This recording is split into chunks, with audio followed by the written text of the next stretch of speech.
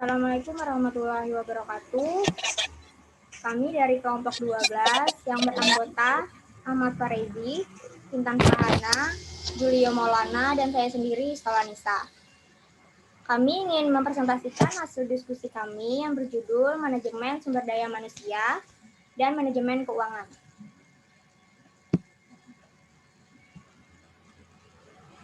Manajemen sumber daya manusia adalah ilmu dan seni mengatur hubungan dan peran tenaga kerja agar efektif dan efisien, membantu terwujudnya tujuan perusahaan, karyawan, dan masyarakat. Dikenal memiliki 6 unsur, yaitu man, money, method, material, methods, market, dan unsur. Man itu yang membidangi lahirnya ilmu sumber daya manusia. Manajemen keuangan adalah suatu kegiatan perencanaan, penganggaran, pemeriksaan, pengelolaan, pengendalian, pencarian, dan menyimpan dana yang dimiliki oleh suatu organisasi atau perusahaan. Peran strategis manajemen sumber daya manusia. 1. Melakukannya persiapan dan seleksi tenaga kerja. Persiapan yaitu yang dilakukan perencanaan kebutuhan akan sumber daya manusia dengan menentukan berbagai pekerjaan yang mungkin timbul. B. Rekrutmen tenaga kerja. Rekrutmen adalah suatu proses untuk mencari calon atau kandidat pegawai, karyawan, buruh, manajer, atau tenaga kerja baru untuk memenuhi kebutuhan SDM organisasi atau perusahaan. C. Seleksi tenaga kerja. Seleksi tenaga kerja adalah suatu proses penentuan tenaga kerja yang tepat dari sekian banyak kandidat atau calon yang ada. 2. Pengembangan dan evaluasi karyawan. Tenaga kerja yang bekerja pada organisasi atau perusahaan harus menguasai pekerjaan yang menjadi tugas dan tanggung jawabnya. Untuk itu diperlakukannya suatu pembekalan agar tenaga kerja yang ada dapat lebih menguasai dan ahli di bidangnya masing-masing serta meningkatkan kinerja yang ada. 3. Memberikan kompensasi dan proteksi pada pegawai. Kompensasi adalah imbalan atas kontribusi kerja pegawai secara teratur dari organisasi atau perusahaan.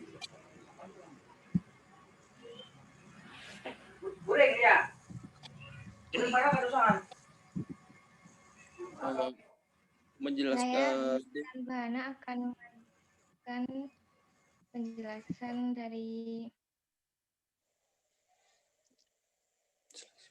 menjelaskan perekrutan dan seleksi pegawai. Definisi rekrutmen merupakan salah satu fungsi MSDM pada aspek pengadaan tenaga kerja yang khusus mendapatkan calon-calon karyawan untuk kemudian diseleksi mana yang paling baik dan paling sesuai dengan persyaratan yang diperlukan. Salah satunya adalah melalui proses rekrutmen. Definisi seleksi pegawai. Seleksi pegawai dalam proses pencarian calon karyawan atau pelamar yang dimulai ketika para pelamar dicari dan atau pelamar yang dimulai ketika para pelamar dicari dan berakhir jika lamaran-lamaran atau aplikasi tersebut diterima oleh perusahaan. Hasilnya berupa sekumpulan data para pencari kerja yang siap untuk diseleksi. Adapun proses seleksi merupakan serangkaian kegiatan yang dilakukan untuk memutuskan apakah pelamar diterima atau tidak.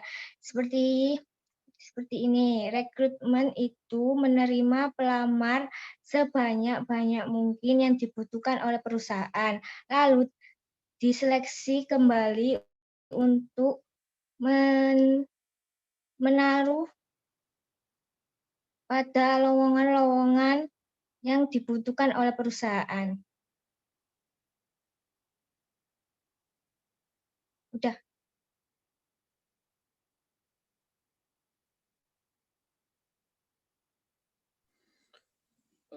Pelatihan kerja dan pengembangan karir. Pelatihan karir adalah pelatihan karir keseluruhan kegiatan untuk memperoleh, meningkatkan, serta mengembangkan kompetensi kerja, produktivitas, disiplin, sikap, dan etos kerja pada tingkat keterampilan dan keahlian tertentu sesuai dengan jenjang dan kualifikasi jabatan dan pekerjaan. Jenis-jenis pelatihan secara umum dan pelatihan secara khusus. Metode pelatihan. Meskipun pelatihan karyawan bisa dilakukan dengan cara tradisional, banyak organisasi yang lebih mengandalkan pada metode pelatihan berbasis teknologi karena keterampilan, aksesibilitas, dan biayanya dalam menyampaikan informasi. Contoh on the job, rotasi kerja, mentoring dan coaching, latihan pengalaman, manual atau buku kerja, kelas pelatihan. Penilaian kinerja. Penilaian kinerja dalam manajemen sumber daya manusia bermanfaat untuk mengevaluasi kinerja, mengembangkan dan memodifikasi karyawan, memverifikasi bahwa karyawan memenuhi standar kinerja dan membantu karyawan mengelola kinerjanya. Tapi dapat menjadi sumber keresahan bagi karyawan dan manajer bila terdapat ketidakpastian dan ambiguitas dalam penilaian. Pengembangan karir karyawan dalam manajemen sumber daya manusia sangat penting karena dapat memperbaiki dan meningkatkan efektivitas pelaksanaan pekerjaan karyawan agar makin memberikan kontribusi yang terbaik demi mewujudkan tujuan organisasi.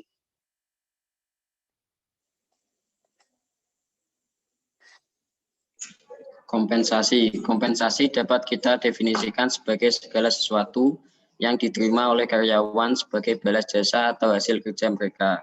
Kompensasi yang diberikan perusahaan kepada karyawannya dapat berupa uang maupun pemberian material, benda, fasilitas ataupun kesempatan berkarir yang lebih baik.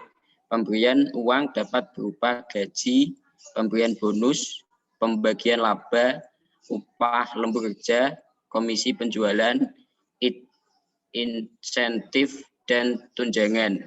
Sedangkan pemberian material, benda, dan fasilitas dapat berupa menyediakan tempat tinggal, transportasi atau mobil, dan saham perusahaan. Tujuan kompensasi dalam manajemen sumber daya manusia. 1. Memperoleh karyawan yang bermutu dan sesuai dengan kebutuhan perusahaan. 2.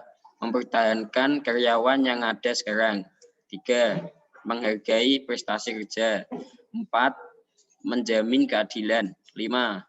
Mengendalikan biaya-biaya, terutama pada biaya-biaya rekrutmen dan pelatihan yang dikeluarkan saat adanya pergantian karyawan. Faktor-faktor yang mempengaruhi besarnya kompensasi. 1. Tingkat biaya hidup. 2.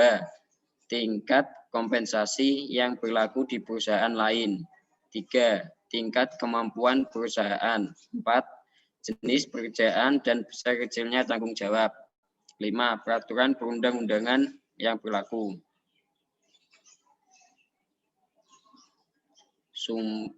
Sumber pendanaan dalam pemerintah. 1.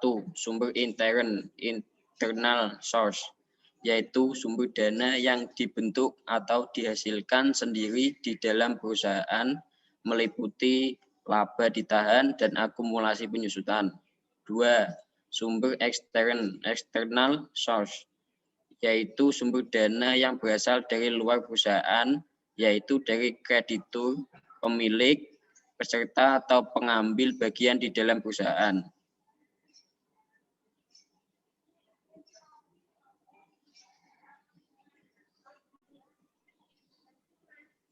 Pengelolaan keuangan. Cara mengelola keuangan. 1.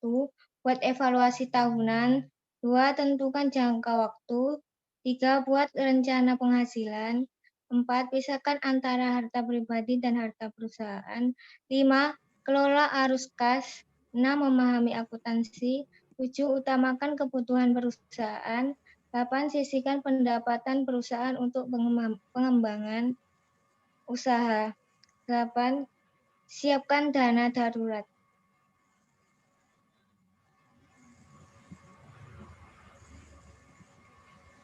Terima kasih sudah menonton presentasi kami. Sekian dari kami. Wassalamualaikum warahmatullahi wabarakatuh.